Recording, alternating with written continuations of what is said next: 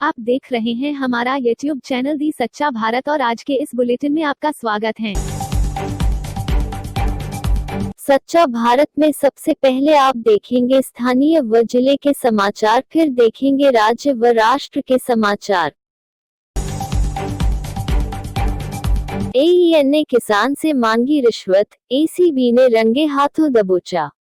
पाली। ACB ने सोमवार शाम को कार्रवाई करते हुए डिस्कॉम के पिपलिया कला स्थित सहायक अभियंता कार्यालय के AEN को रिश्वत लेते रंगे हाथों पकड़ा है। रिश्वत की यह राशि आरोपी AEN ने देवली कला गांव के एक किसान के स्पेशल कोटे से कृषि कनेक्शन की एवज में ली थी। साथ ही ACB ने आरोपी को पकड़कर रिश्वत के 4000 रुपए भी बरामद किया है। अब आरोपी को मंगलवार को अदालत में पेश किया जाएगा। ACB पाली चौकी के SP कैलाश जुगावत ने बताया कि कृषि कनेक्शन के लिए राज्य सरकार की ओर से प्राथमिकता के आधार पर रियायती दर पर कनेक्शन दिए जाते हैं, लेकिन राज्य सरकार की ओर से यह व्यवस्था भी की गई है कि अति आवश्यक होने पर किसान स्पेशल कोटे के तहत शासन कनेक्शन ले सकता है। इसी स्पेशल कोटे के तहत देवली कला के पुत्र थानापुरी गोस्वामी ने कृषि कनेक्शन लिए डिस्कॉम के सहायक अभियंता कार्यालय में आवेदन किया था। बाइक असंतुलन हो गिरने से युवक की मौत। मारवाड़ जंक्शन के निकट लालावास सड़क मार्ग की घटना। मृतक बाबू सिंह पुत्र भूम सिंह उम्र 47 साल है। फ्रॉम हाउस से घर वापस लौटते समय बाइक से गिरा युवक। खतरनाक मोड़ पर बाइक का संतुलन बिगड़ने से गिरा युवक। सूचना से मारवाड़ जंक्शन सिटी पुलिस मौके पर पहुंची। शव को रखवाया राजकीय अस्पताल मारवाड़ की मोर्चरी में। आज परिजनों की मौजूदगी में होगा पोस्टमार्टम। मृतक मारवाड़ के खारची ग्राम निवासी। पाली। IG गोगोई ने लिया कांस्टेबल परीक्षा की तैयारियों का जायजा। पाली। जोधपुर रेंज के IG नवज्योति गोगोई ने आगामी 6 व 7 नवंबर को होने वाली कांस्टेबल भर्ती परीक्षा को लेकर पाली जिले के 6 परीक्षा केंद्रों का निरीक्षण किया। निरीक्षण के दौरान उन्होंने परीक्षा केंद्रों में कोविड-19 के नियमों की पालना एवं वहां सुरक्षा व्यवस्था को लेकर पुख्ता इंतजाम करने के निर्देश भी दिए हैं। इस दौरान उनके साथ जिला SP राहुल कोटोकी, कोतवाल गौतम जैन, सदर थाना प्रभारी भंवरलाल पटेल, यातायात प्रभारी निर्मा मौजूद थे। इस दौरान जोधपुर रेंज IG ने जिला SP राहुल कोटोकी से जिले के बारे में आवश्यक फीडबैक लिया और जिले के हालात जाने। पाली जिले के वृत्त में चल रही गतिविधियों के बारे में विस्तार से चर्चा करते हुए अधिकारियों को उचित दिशा निर्देश दिए। पाली। मारवाड़ जंक्शन के राजकीय अस्पताल में अब तक नहीं हुई महिला चिकित्सक की नियुक्ति। जिले के मारवाड़ जंक्शन उपखंड के राजकीय अस्पताल में अब तक महिला चिकित्सक की नियुक्ति नहीं हो पाई है। इस कारण मारवाड़ जंक्शन और उसके आसपास की महिलाओं को भारी मुसीबतों का सामना करना पड़ रहा है। राजकीय अस्पताल में महिला चिकित्सक की नियुक्ति को लेकर सामाजिक संगठनों एवं ग्रामीणों ने कई बार प्रशासन को ज्ञापन दिया, लेकिन अब तक महिला चिकित्सक की नियुक्ति नहीं हो सकी है। मारवाड़ जंक्शन और उसके आसपास की महिलाओं को उपचार के लिए पाली जिला मुख्यालय जाना पड़ता है। सूत्रों के मुताबिक मारवाड़ जंक्शन के राजकीय अस्पताल की ODP में हर दिन करीब 400 मरीज आते हैं। इनमें करीब 100 महिलाओं के प्रसव कराए जाते हैं। वहीं महिला चिकित्सक नहीं होने के कारण स्थानीय लोगों में भारी आक्रोश है। भारत में कोरोना के मामले 82,29,313। भारत में कोरोना के एक्टिव केस 5,61,908। भारत में कोरोना से ठीक हुए 75,44,798। भारत में कोरोना से मौतें 1,22,607। सोमवार को प्रदेश से 1748 नए मामले देखने को मिले हैं और इसी के साथ प्रदेश में कुल संक्रमित मरीजों का आंकड़ा 2,04,95 पहुंच गया है। वहीं बीते 24 घंटों में 9 मरीजों की मौत हुई दर्ज की गई है और अब तक प्रदेश में 1926 मरीज इस बीमारी से दम तोड़ चुके हैं। प्रदेश में कोरोना संक्रमित मरीजों का आंकड़ा 2 लाख पार कर गया है। प्रदेश में जहां पहले 1 लाख संक्रमित मरीजों का आंकड़ा लगभग 6 माह में पहुंचा था, तो वहीं आगामी 1 लाख संक्रमित मरीजों का आंकड़ा महज 1 माह में पहुंच गया। यानी बीते 2 माह में प्रदेश में 1 लाख नए संक्रमित मामले देखने को मिले हैं। मारवाड़ मेवाड़ अंचल के जिलों की कोरोना रिपोर्ट। अजमेर से 78, बाड़मेर से 33, भीलवाड़ा से 27, बीकानेर से 201, चित्तौड़गढ़ से 27, डूंगरपुर से 9, जैसलमेर से 7, जालोर से 41, जोधपुर से 234, नागौर से 88, पाली से 55, राजसमंद से 9, सिरोही से 10 और उदयपुर से 24 संक्रमित मामले देखने को मिले हैं। दिल्ली ने बेंगलुरु को 6 विकेट से हराया, कैपिटल्स को जीत ने टॉप 2 में पहुंचाया। हार के बाद भी रॉयल चैलेंजर्स प्लेऑफ में। आईपीएल के 13वें सीजन के 55वें मैच में दिल्ली कैपिटल्स ने रॉयल चैलेंजर्स बेंगलुरु को 6 विकेट से हरा दिया। जीत के साथ दिल्ली प्ले ऑफ में क्वालिफाई करते हुए पॉइंट्स टेबल में दूसरे स्थान पर पहुंच गई है। अब 5 नवंबर को क्वालिफायर 1 उसका मुकाबला मुंबई इंडियंस से होगा।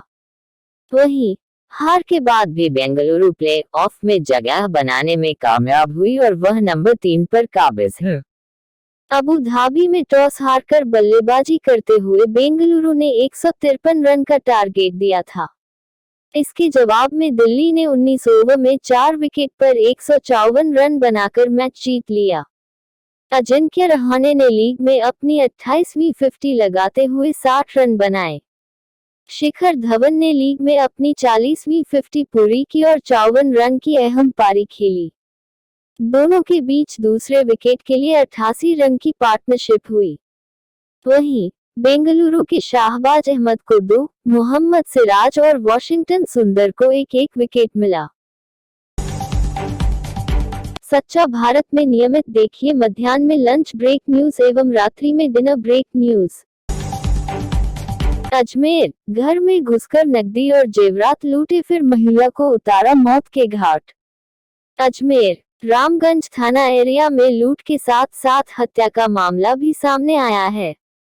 पहले बदमाश घर में घुसकर नकदी और जेवरात की चोरी करते हैं, उसके बाद महिला को मौत के घाट उतारकर वहां से फरार हो जाते हैं। फिलहाल पुलिस ने संबंधित धाराओं में मामला दर्ज कर लिया है। हबीबनगर निवासी आशिक अली ने बताया कि उसके माता पिता की तबीयत खराब है, ऐसे में वह रात में सोने के लिए रोजाना वहां जाता है। सोमवार रात भी वह अपने माता पिता के पास गया हुआ था।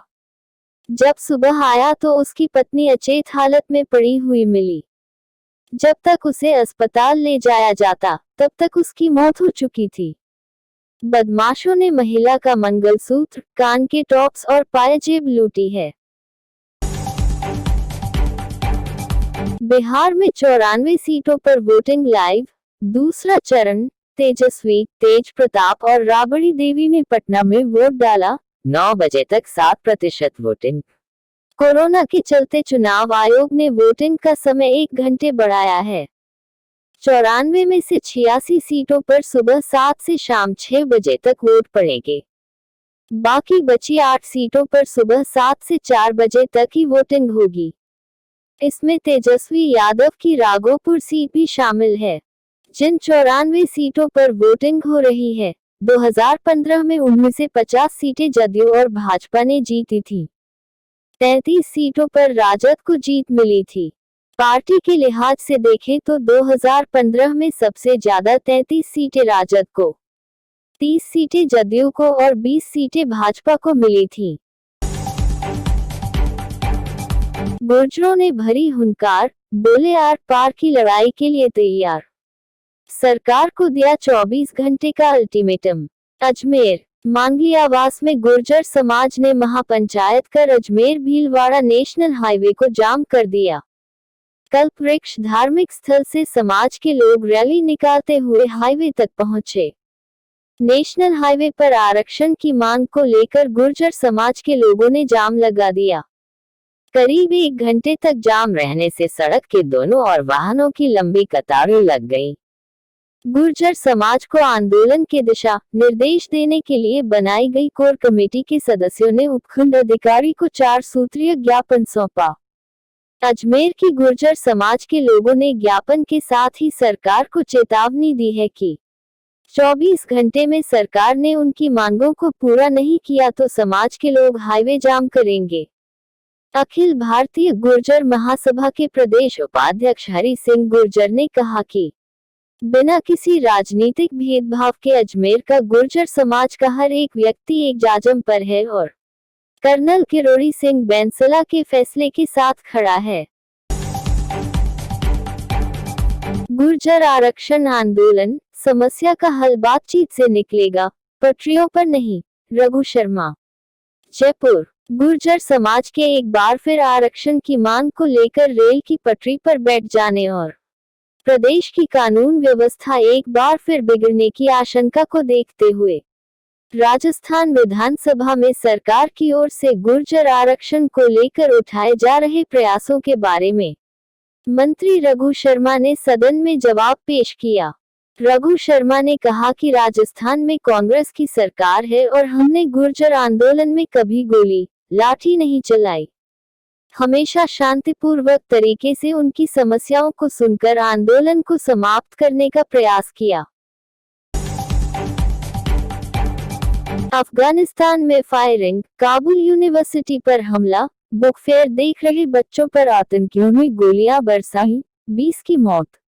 अफगानिस्तान की राजधानी काबुल में सोमवार को आतंकियों ने बड़ा हमला किया। काबुल यूनिवर्सिटी में लगे बुक फेयर में घुसे 3 बंदूकधारियों ने छात्रों पर अंधाधुंध गोलियां बरसानी शुरू कर दी। रिपोर्ट्स के मुताबिक इस हमले में 20 छात्रों की मौत हुई है, 40 घायल हैं। अफगान गृह मंत्रालय के प्रवक्ता ने बताया कि सुरक्षा बलों ने तीनों हमलावरों को मार गिराया है। स्थानीय मीडिया के मुताबिक यूनिवर्सिटी के उत्तरी गेट पर धमाका होने के बाद गोलीबारी शुरू हुई। न्यूज चैनलों पर चल रही फुटेज में कई छात्र यूनिवर्सिटी परिसर के अंदर बचने के लिए भागते हुए दिख रहे हैं। सुरक्षा बल अंदर फंसे छात्रों को निकाल रहे हैं। अब तक किसी संगठन ने हमले की जिम्मेदारी नहीं ली है। तालिबान का कहना है कि इस हमले में उसके सदस्य शामिल नहीं हैं। राजस्थान, सीक्रेट चैम्बर में छुपाकर ले जा रहे थे 3 करोड़ का सोना, चांदी और डायमंड। 3 गिरफ्तार। सिरोही जिले में अवैध रूप से सोना, चांदी ले जाने वाले एक गैंग को पुलिस ने गिरफ्तार किया है। स्वरूपगंज पुलिस ने रविवार को बड़ी कार्रवाई करते हुए एक बस से बिना बिल के चांदी, सोना व डायमंड ले जाते 3 आरोपियों को गिरफ्तार किया है। आरोपियों के पास से पुलिस ने 3 करोड़ रुपए की चांदी, सोना और डायमंड बरामद हुए हैं। आरोपियों से पुलिस पूछताछ कर रही है। जिले भर में अवैध रूप से तस्करी के खिलाफ लगातार कार्रवाई की जा रही है। हाईवे पर पुलिस की तरफ से सख्त नाकामबंदी है। स्वरूपगंज थाना पुलिस के थानाधिकारी छगन डांगी को मुखबिर से सूचना मिली कि आगरा से गुजरात अहमदाबाद जाने वाली एसके पटेल कंपनी की एक लग्जरी बस से करोड़ों रुपए के चांदी और सोने की तस्करी होने वाली है। और ऐसे ही नए अपडेट पाने के लिए द सच्चा भारत चैनल को सब्सक्राइब कीजिए। धन्यवाद।